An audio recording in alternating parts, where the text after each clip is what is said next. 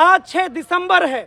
आज ही के दिन बाबरी मस्जिद को नेस्तनाबूद कर दिया गया, ये मैसेज देने के लिए कि बाबा साहब अम्बेडकर को लोग भूल जाए। लेकिन ये मनवादी भूल गए कि हमारा रिश्ता समाज में संघर्षों का रिश्ता है। जब लाल कृष्ण आडवाणी ने अपनी रथ यात्रा निकाली तो उस रथ यात्रा को किस राज्य में रोका गया? उस रथ यात्रा को किस नेता ने रोका? उस नेता का नाम लालू प्रसाद यादव था। लेकिन उसी लालू प्रसाद यादव को बताना चाहिए इस कैंपस में, ये मेरा क्वेश्चन है, सभी लोगों से प्रश्न है कि वामपंथियों ने पूरे देश के इंडियन एकेडमिया में जो अपना वर्चस्व रखा, उसमें लालू यादव का स्थान कहां दिया गया? मेरा नाम धर्मराज कुमार है। मैं अपना नाम इसलिए दोहरा दे रहा हूं ताकि कैंपस में बहुत सारे जो नए छात्र आए हैं उनको पता चले कि जेएनयू में रिवायत है कि कोई यहाँ सीनियर नहीं होता है, कोई जूनियर नहीं होता है। हमसे पहले जो वक्ता बोल के गए डॉक्टर अभय कुमार जी, CHS के one of the brightest students में मैं इनको मानता हूँ। मानता मैं नहीं हूँ, आप चाहें तो गूगल अंकल की सहायता से आप खुद पता कर सकते हैं। आप अभय जी का नाम लिखिए, डॉक्टर अभय कुमार, हजारों आर्टिकल इनके हिंदी में, अंग्रेजी में, और सबसे बड़ी बात उस भाषा में जिस भाषा में लिखे होने पर अगर उस भाषा में लिखी हुई किताब आपके कमरे में पाई जाएगी तो आज आपके ऊपर UAPA लगाया जा सकता है, NIA के अंदर आप अरेस्ट किए जा सकते हैं।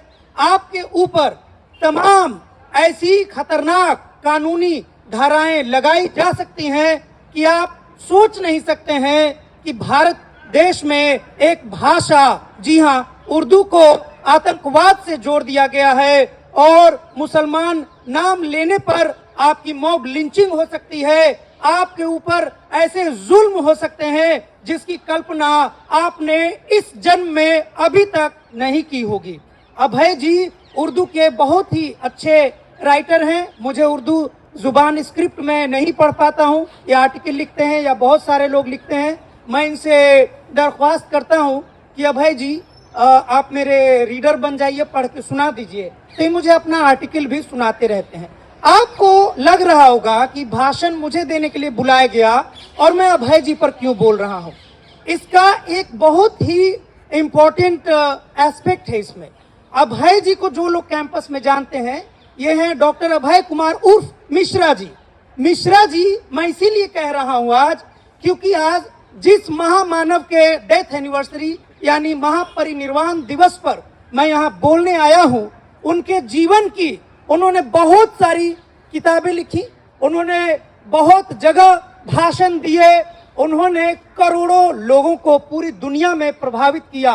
लेकिन दुनिया की एक ऐसी राइटिंग जिसको इन्होंने लिखा, बाबा साहब ने लिखा, डॉक्टर BR अम्बेडकर ने लिखा, और जिस जलसे के लिए उन्होंने उसको लिखा था वो कभी प्रेजेंट नहीं किया जा सका।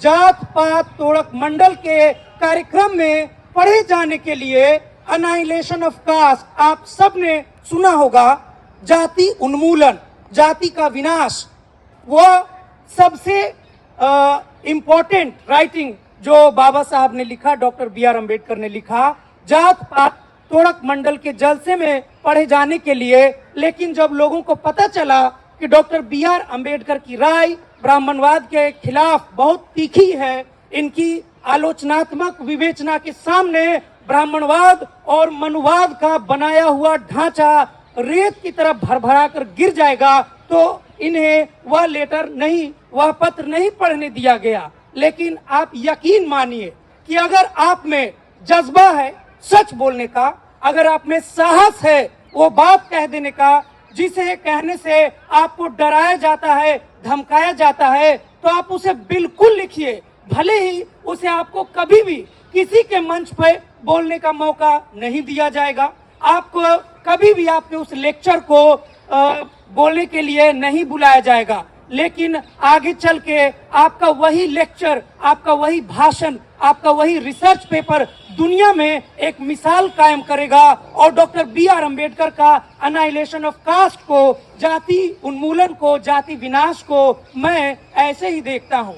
सवाल ये है कि बाबा साहब अंबेडकर जैसे इतने बड़े इंटेलेक्चुअल जायंट, जो दुनिया के सबसे प्रभावित करने वाले विश्वविद्यालयों में, आप सोचिए कि आज हमें जवाहरलाल नेहरू विश्वविद्यालय छोड़िए, गोरखपुर विश्वविद्यालय, पटना विश्वविद्यालय, मगध विश्वविद्यालय, झांसी विश्वविद्यालय, बीकानेर विश्वविद्यालय, जयपुर विश्वविद्यालय, अजमेर विश्वविद्यालय, दुनिया के या भारत के जो राज्य के विश्वविद्यालयों में आपको पढ़ने से इस बिना पर रोका जाता है कि आपके भीतर मेरिट नहीं है, योग्यता नहीं है। आप कल्पना कीजिए आजादी के पहले उन वर्षों की जब बी.आर. अंबेडकर जैसे व्यक्ति दलित समाज से आते हुए भी ये न केवल इन्होंने पढ़ाई की, इन्होंने जो लिखा दुनिया के लिए एक मिसाल है, इन्होंने जो बोला दुनिया में एक मिसाल है, और इन्होंने दुनिया की सबसे पावरफुल यूनिवर्सिटीज जो मानी जाती है वहां पे बी.आर. अंबेडकर न सिर्फ एक छात्र रहे और गुमनामी में पढ़ के निकल नहीं गए। बाबा साहब अंबेडकर ने जिस यूनिवर्सिटी में पढ़ाई की, उस यूनिवर्सिटी में आज वहां के प्रोफेसर आज भी इसका लोहा मानते हैं that there was a student who came from India who studied at London School of Economics, Columbia University, and all such great universities of the world, and he showed that merit is not caste based. Merit सब में होता है, किसी में ऐसा नहीं होता है कि कोई अपर कास्ट हो तो ज्यादा मेरिटोरियस होगा, कोई लोअर कास्ट हो तो ज्यादा मेरिटोरियस होगा, कोई राजमहल में पैदा लिया है तो वह बहुत ही विद्वान होगा, और जिसकी माँ सब्जी बेचती है, चाय बनाती है, नाली साफ करने पे मजबूर है, बर्तन धोती है, तो उसके बच्चे कमजोर होंगे। लेकिन आज देखिए आज क्या स्थिति हो गई है। आप सोचिए कि लंदन स्कूल ऑफ इकोनॉमिक्स में इंडियन रूपी पे पीएचडी करने वाला व्यक्ति भारत में आने के बाद कास्ट पे बात कर रहा है। ऐसी कौन सी मजबूरी थी? आप सोचिए कोलंबिया यूनिवर्सिटी यानी अमेरिका में, उस यूनिवर्सिटी का आज भी झंडा बुलंद है, उस वक्त भी झंडा बुलंद था, लेकिन जब कोलंबिया यूनिवर्सिटी से पढ़े जाने के बाद बाबा साहब भारत आए तो उन्हें कास्ट पे बात करने की जरूरत पड़ी। तो आप इससे समझिए कि कास्ट कितना बड़ा अभिशाप है।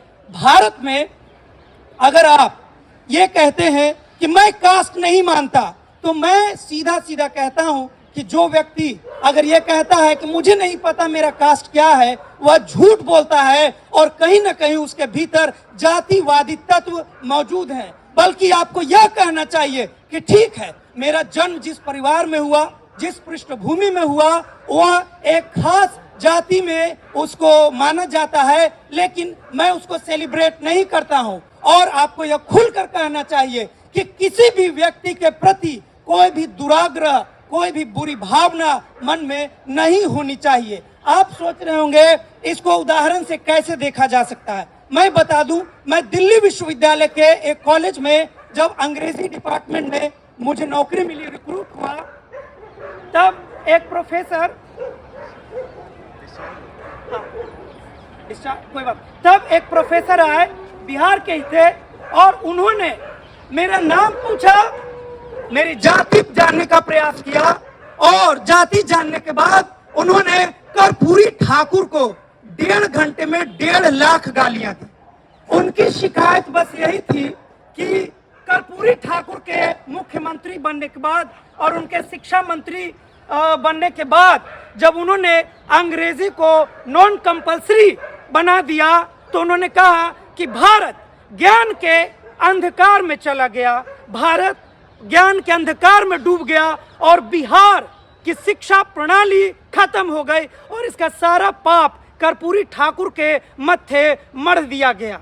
मैंने 1.5 घंटा तक कर्पूरी ठाकुर को दी जाने वाली 1.5 लाख गालियों को मैंने चुपचाप सुन लिया, क्योंकि मैं मानता हूं कि कर्पूरी ठाकुर एक नेता थे, और मेरे चाचा नहीं है, और मेरे मौसा जी नहीं है और मेरे पिताजी नहीं है, आपको 1.5 लाख क्या, आप 1.5 करोड़ गालियां दो। लेकिन गाली सुनने के बाद अंत में मैंने उनसे सवाल पूछा कि प्रोफेसर साहब आप ये बताइए कि जब कर्पूरी ठाकुर सीएम नहीं थे तो क्या विलियम शेक्सपियर का जन्म बिहार में हो रहा था? क्या पीबी शेली का जन्म बिहार में हुआ था? क्या टीएस इलियट का जन्म बिहार में हुआ था? क्या पटना यूनिवर्सिटी के आज तक जितने भी वाइस चांसलर बन रहे थे वो लंदन यूनिवर्सिटी से आ रहे थे, हार्वर्ड यूनिवर्सिटी से आ रहे थे?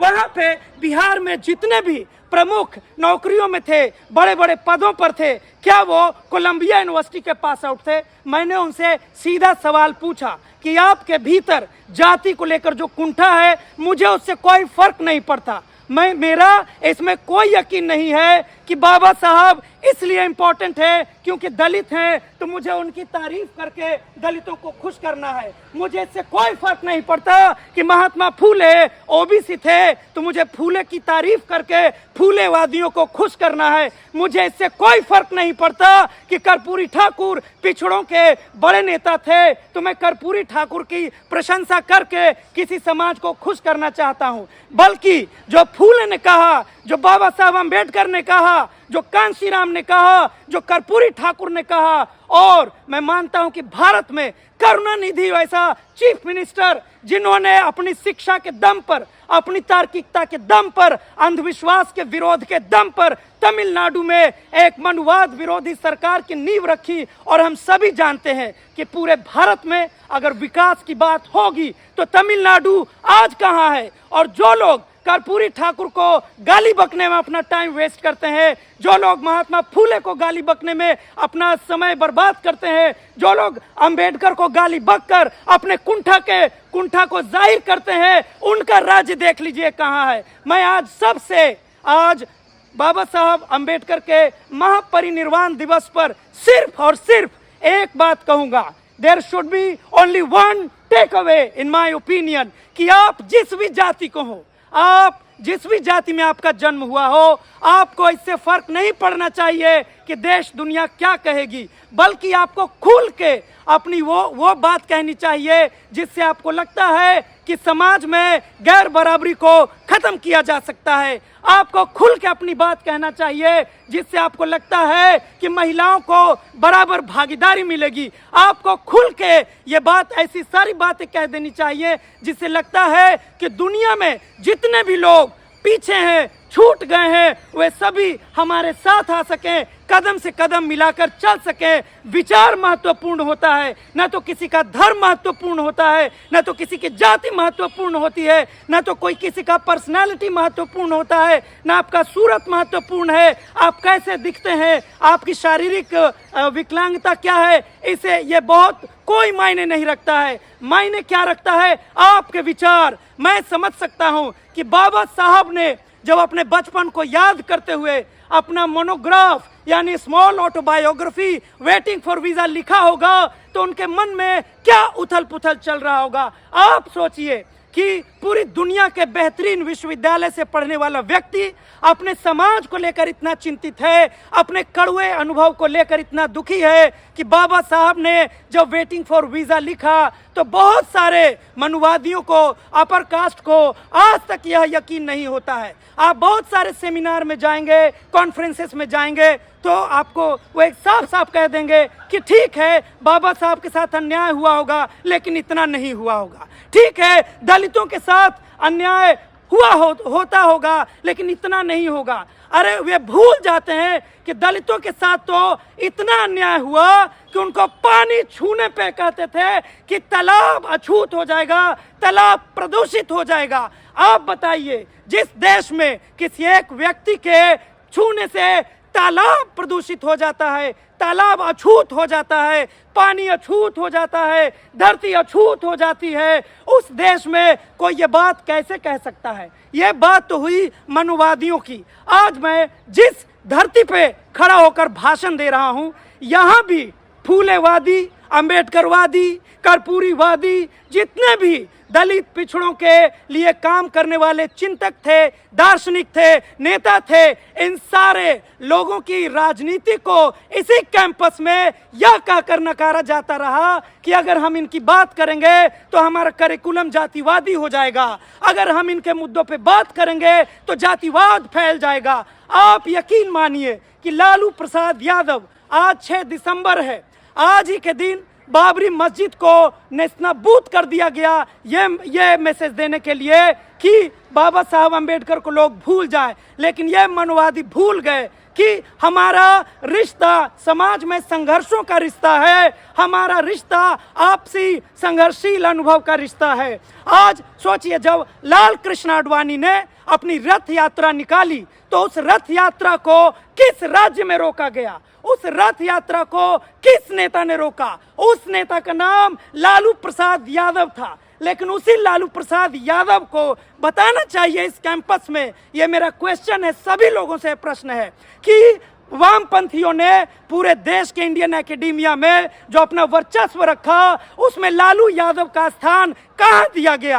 कहाँ पर बड़े बड़े मंचों में वे कहते हैं कि मनुवाद का हमला है, ब्राह्मणवाद ही फांसीवाद है, फांसीवाद ही ब्राह्मण है। अगर लालू प्रसाद यादव जी ने मनुवाद के रथ को बिहार में रोका, अगर लालू प्रसाद जी ने ब्राह्मणवाद के रथ को बिहार में रोका, तो उनकी व्याख्या, उनकी जगह वामपंथी विचारधारा के अनुसार कहीं होनी चाहिए कि नहीं होनी चाहिए। लेकिन जब उनके लोग, लालू प्रसाद यादव के लोग, जब लालू प्रसाद यादव के लिए जगह मांगते हैं तो उनको इसलिए खारिज कर दिया जाता है कि ये यादव है, ये पिछड़ा है, ये कुर्मी है, ये कोयरी है, ये नाई है, ये बढ़ाई है, ये तांती है, नोनिया है, राजभर है, पता नहीं क्या है क्या है। तो मेरा सिर्फ और सिर्फ एक ही कहना है, आज महापरिनिर्वाण दिवस पे बाबा साहब को याद करते हुए कि अगर आप अंबेडकरवादी बनना है तो इसकी कोई ज़रूरत नहीं है